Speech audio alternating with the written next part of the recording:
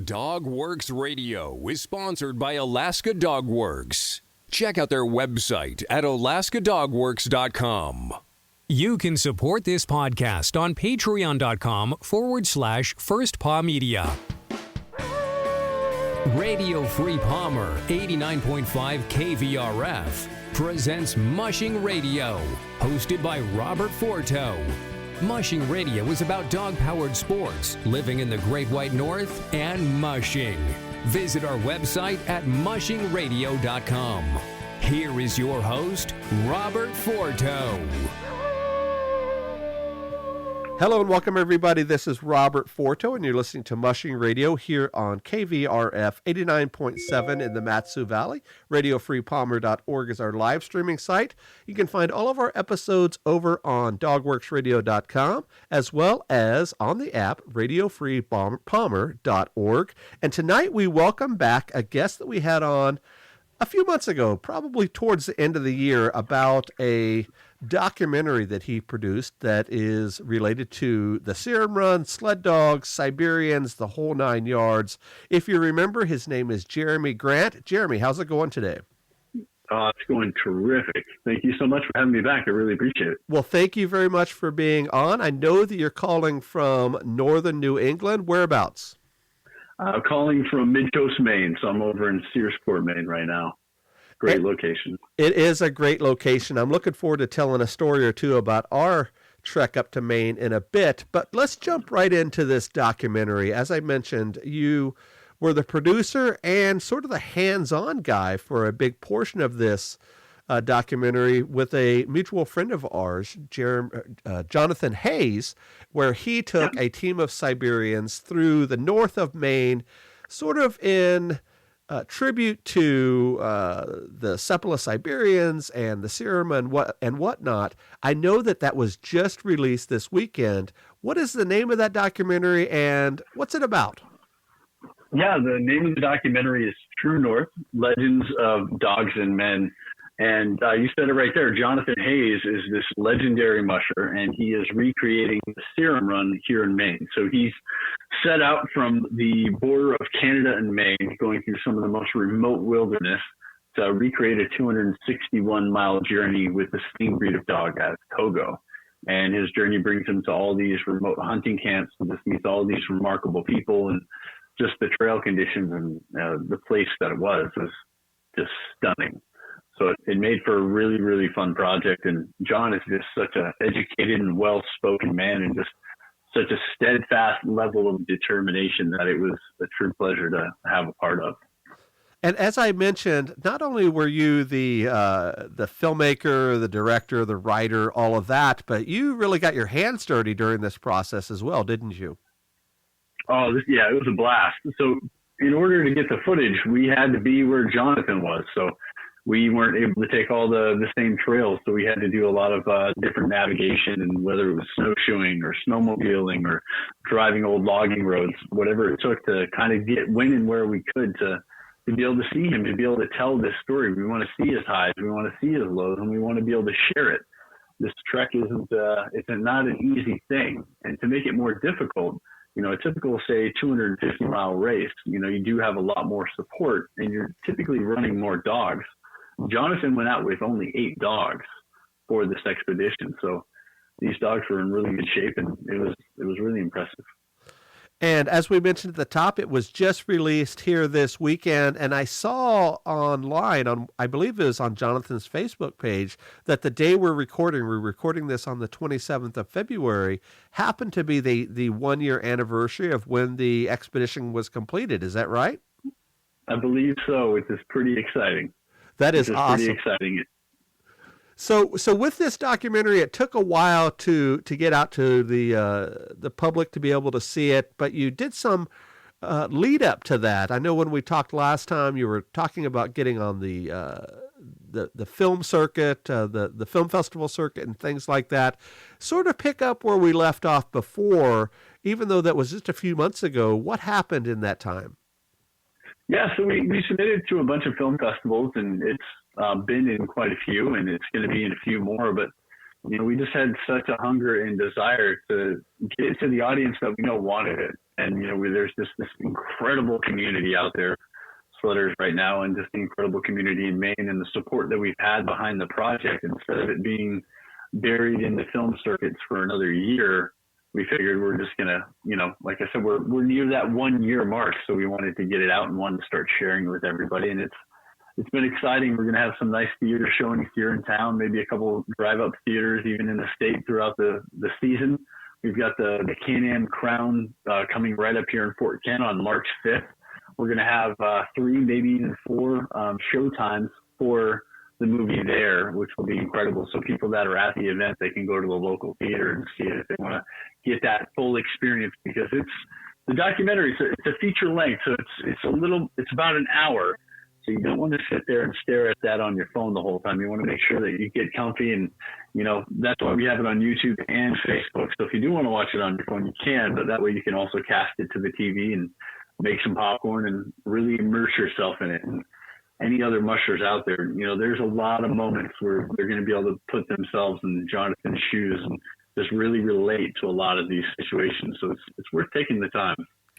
And I have not had a chance to watch it yet. I know it popped up on, I guess it was Friday or Saturday morning as a premiere, and I put it in my queue to watch, but I have not seen it yet, so I can't ask questions about what is going on. So I'm looking forward to seeing it for the first time and seeing the end result, because I heard so many stories, not only on your interview a while back, but right after that I interviewed Jonathan for a 2-parter about not only the expedition, but also, sort of his life and his dogs and all of that. And that sort of transitions us over to the next part. And I think this is a really cool part of the story. Right about the time that we did our interviews together, not only your and I's interview, but the interview with Jonathan, he had a couple of litters of puppies. And I reached out to him right after our show and I said, "Hey, Jonathan, if there's ever a chance, I would love to get one of your puppies, one of the Seppala Siberians."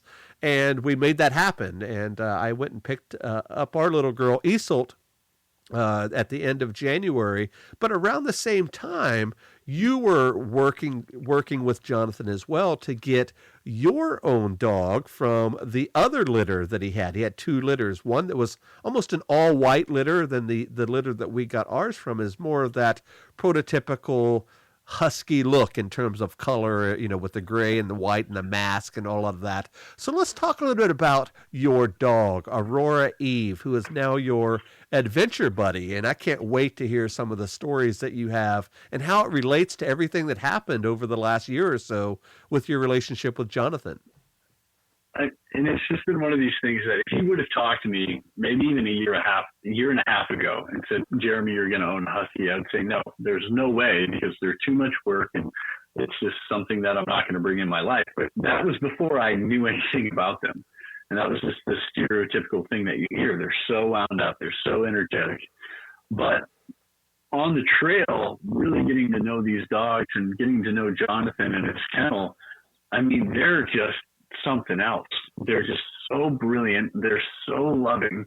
And he offered me one of these puppies as a gift for the documentary, and I couldn't say no. And I'd fallen so much in love with his dogs. And he had a previous litter that I'd seen those puppies grow up. And ever since then, since January 1st, this little girl and I, we've been out on the trail every day from ice caves to today. We're out exploring Sand Beach at sunrise, catching the crescent moon coming up and Thunder Hole. And I mean, every day it's something new. So we're really training this girl to be right by our side, no matter what we're doing, and just getting plenty of exercise. When we do that, she gets inside and she's nice, she's calm. She's just this amazing dog. Again, she's a puppy, but just absolutely brilliant. And like you said, she is mostly white. She's more of that pieball color, I think you'd call it.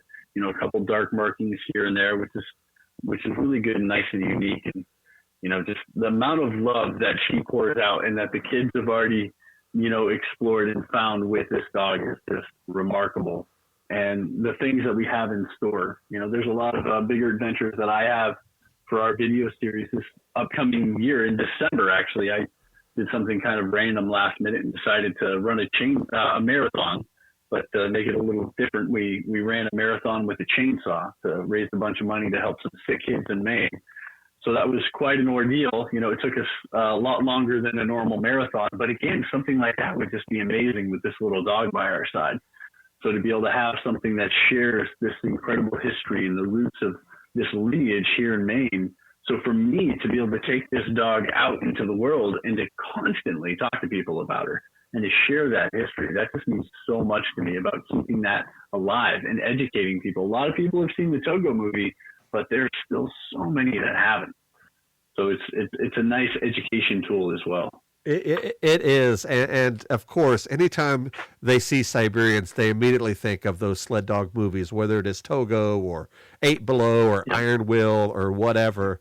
And Jeremy, you are, of course, you made the documentary, so you have that under your belt, but you are a photographer by trade. I mean, you are one hell of a photographer, and I appreciate it. And I love every bit of your work, and I find myself almost Instagram stalking you when when your photos pop up, because they're so cool to watch, so cool to look at, and I have to like every single time, and I think it's so cool. But this sort of comes back full circle. As I mentioned, we were talking together with Jonathan, and you picked up your pup, and then almost a month later, my wife and I, Michelle, we flew up to Boston. We rented a car there in Boston, and we drove up all the way pretty much as far as you can go in northern Maine to Jonathan's place. We met with him and his wife and his kids. We picked up our little pup, Isolt, and of course, the rest is history, as they say. But on the way back, I think the day before or so, you posted a picture with your pup at a lighthouse with sort of this kind of drawbridge deck. I don't know the name of it right off the top. And I told Michelle as we were driving back, I said, you know what? We have to go recreate that same exact photo with Isolt that you took just a day or two before with your dog. And we went way out of the way. It was a heck of a drive to get from that section. We spent the night in Bangor, and we had to go way through the backwoods to try to find this particular lighthouse. And of course, all the way to Port Clyde, our pup again is about a month younger than yours, so she was still a pretty young pup when we took her there, and she didn't know sit or anything. We'd only had her for a day, and we got that photo and we posted it, and immediately I thought, man, this is what it's all about, sort of that full circle that I talked about. But that is the idea behind having these types of dogs as adventure dogs or whatever, because not only, of course, are they so photogenic, but it just prompts you to get out and do things with your dog and be a part of it. And just to finish up that story, Jeremy, I'm sure you're very well familiar with this. That weekend, just the day after us picking up that dog, we had that major blizzard in Boston that shut everything down. And here we were with a 2-month-old puppy in a high-rise hotel in the middle of Boston with everything closed, restaurants, Uber Eats, and everything, and trying to housebreak a little pup in a really fancy, really fancy hotel. That was the only thing open, of course. We had to jump on that because our flight was canceled. So here we were with this pup, and I thought, oh my goodness, we flew all the way up here to get this dog and to have this adventure. I don't mean to hijack your interview, but I thought it was a cool sort of circular type story that kind of shows everything involved with that.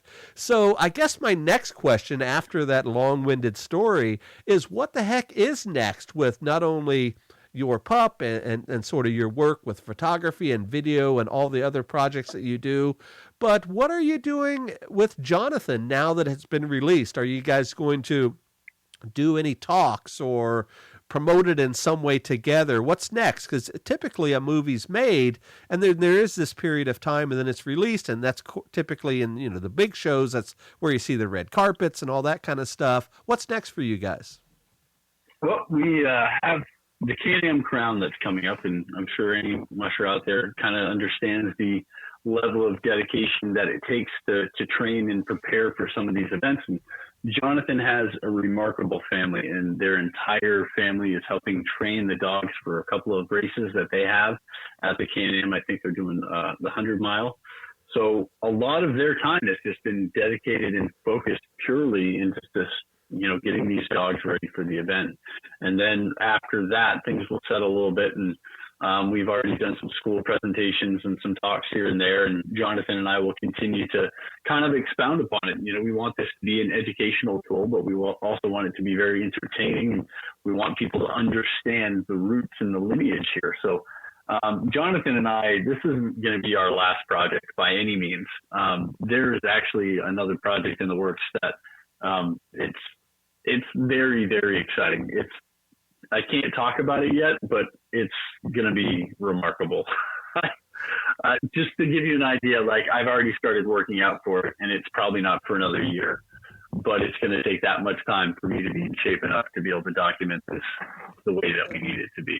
So it's going to be great. And that's going to be with Jonathan, very dog-based, very main-based, but I can't give away too much. But if everything goes well, we're going to be setting some world records. But you know what, Jeremy, I'm not going to let the cat out of the bag. I think I know the story. I think he and I talked about it when we had dinner together. So I'm looking forward to that because I think I know what you guys are going to do. And that's just a sort of a little teaser for all of our listeners. So we're going to definitely have to have you and Jonathan back on for a third time to talk about that. And I'm sure you will be the documentarian and maybe even part of that adventure as we go. So let's talk a little bit about the behind the scenes stuff that you do that makes all this magic happen. And for anybody that's ever done any type of creative work, there's a heck of a lot of process that goes into the final project. And a lot of people think, that's easy. Just hook up a camera to a tripod or hook them up to a dog sled and get a little bit of footage and post it on YouTube and everything is good. That's not how it works, is it?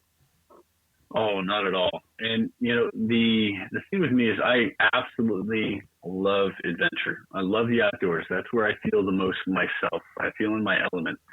And when I learned photography and videography, they just melded together so well because it took my artistic passions and my adventure passion and it smashed them together.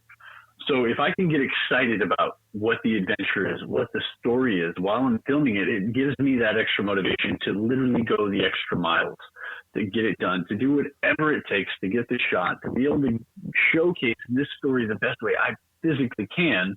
That way, when I'm coming to post-production, we literally have hundreds of hours of footage to watch before you can do anything to start piecing the story together and cutting it. And there's 3 or 4 different cameras, and Jonathan's filming on some, and some are 360s, and some are drones, and some are main cameras, and some are backstory interviews. And, it's a lot. That 14 days of filming that it took to create the content was nothing compared to, the beast that it was to edit. I tell everyone it was like starting with a mountain, and then you watch through all the footage, and then you're culling through and you're taking away the things that don't fit. And now you have a redwood tree, and you're like, okay, we're almost there. But at the end, we need to have this nice redwood kayak that can cut through the waves and cut through the noise of the world, where people are going to be able to pay attention and get something out of this. And that's where it takes hundreds of hours. And, I took this on as a passion project. Jonathan called me up kind of last minute. We never met, and it was super exciting. And we just jumped in, and, we're really blessed to be able to work with native dog food and Blue Seal that came along to help sponsor and are actually helping sponsor Jonathan's kennel now, which is just remarkable. And, with this dog, I just have all of these adventures in mind, and ultimately just seeing what we can do to curate her to be the best dog that she can be. But we definitely want her to be able to pull. So I'm going to be taking a few trips up and, spending some time with John. So we'll probably have a video of just the two of us going backcountry for maybe a day, maybe a 2-day trip, and just hanging out and just kind of talking and enjoying. It'll be a little bit more lighthearted. So that's something we'll probably have this season if the snow doesn't disappear too late. But there's plenty coming up, and there's another big trek here in Maine, the 100-mile wilderness, which is a part of the Appalachian Trail. It's actually the end section of it. So I have the goal to document that this year as well. So my goal is to try to have this little pup be ready for October to be able to do a leisurely 100-mile hike. So we can go explore that wilderness. We can showcase it in its absolute prime and color and everything in between. So it's going to be a lot of fun. But like I said, Jonathan and I, we're nowhere near done. And his boys, his whole family is just so remarkable. They're just so genuine, so talented, so nice, so funny. I couldn't get away from that family if I had to. Yeah, they are something else for sure. If we could just take a quick step back, if I remember correctly, Jeremy, you're not a photographer or videographer by trade. You did something else for a long time before. Is that right? Yeah, so I was doing construction.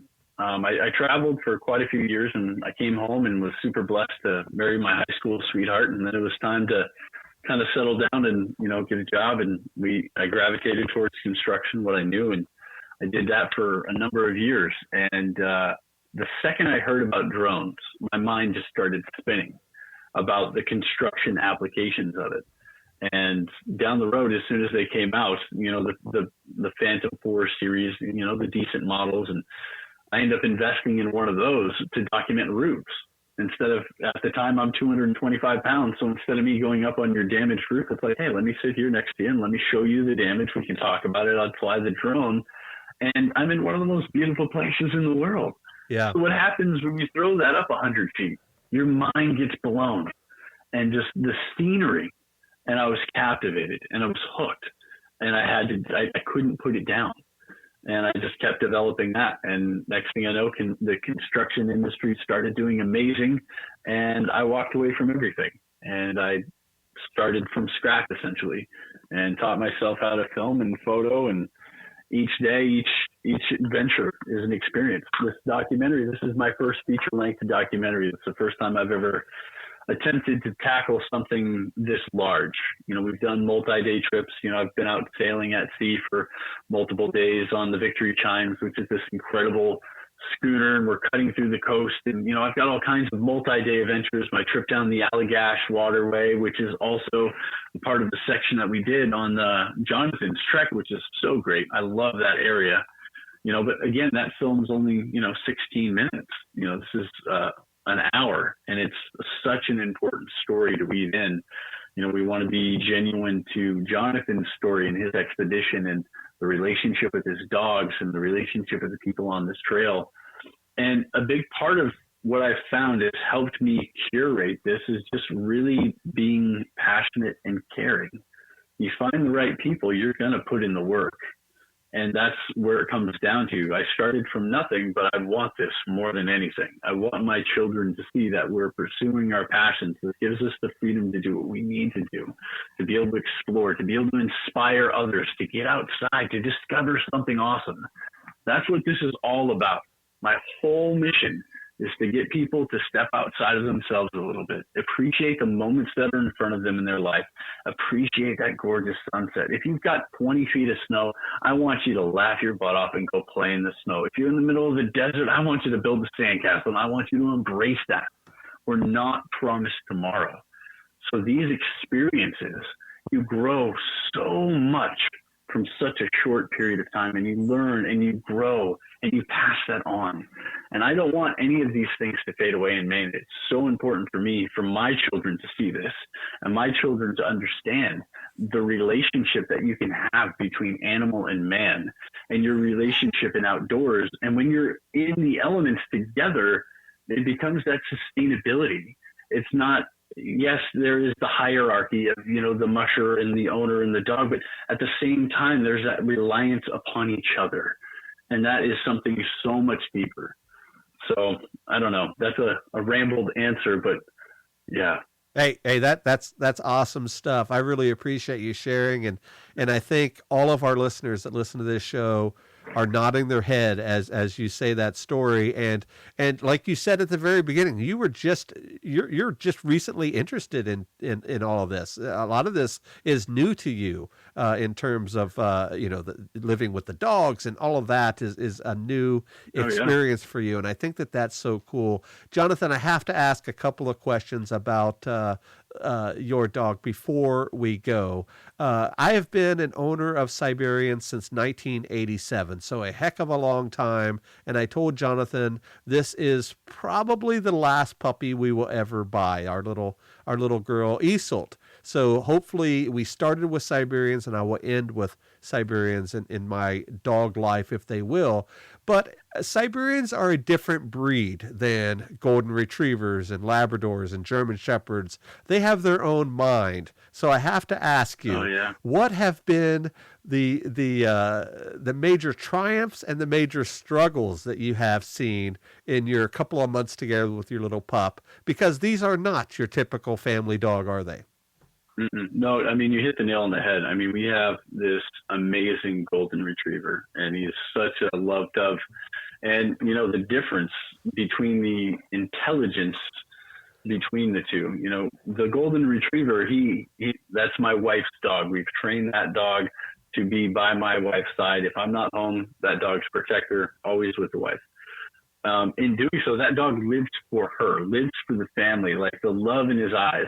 Now, this little puppy loves us to death, but she's so independent because her level of intelligence is so high. She's like, I'm okay over here without you. I don't need you over here. Exactly. I would almost relate it more to some of the mannerisms of a cat. Yep. Exactly. Ironically enough, like, if they're well exercised, they're going to calm down. She's very clean. She likes what she likes. And sometimes she's like, no, don't snuggle me. I just want to be left alone. And that's totally fine. And that's a good thing for me too, because we have this nice balance. Again, this morning we left our house at 1:17 a.m. to start hiking to capture some nighttime shots.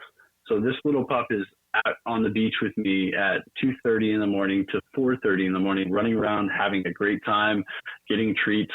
And then we're in the vehicle for a couple hours as I'm doing a couple other shots. And then we're back in the office, and I can put her in the bed and she's settling in.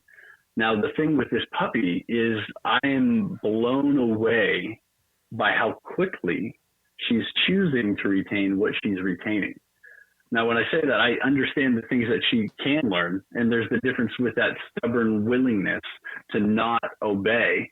And that's something that I've definitely noticed. If I missed a day, or even if we've been out on the trail every single day since I got her, and she's fairly well trained where I don't even have her on the leash on the trail, and she's right by my side. But there are those days where, say we go for a shorter hike, or I don't have the engaged training in the morning with fetch or stimulating her brain in a different way, she's going to be a lot more stubborn. She'll hear you and she's just going to look at you and be like, no, I'm good. Like, it's that willfulness. You have to continue to dominate yourself as that person that's in charge, but not in a mean way either. It's, this is my adventure buddy. That's kind of how I'm looking at her. We're out on these trails. We're out on these adventures together. It's my responsibility to pay attention to her cues and understanding her enough.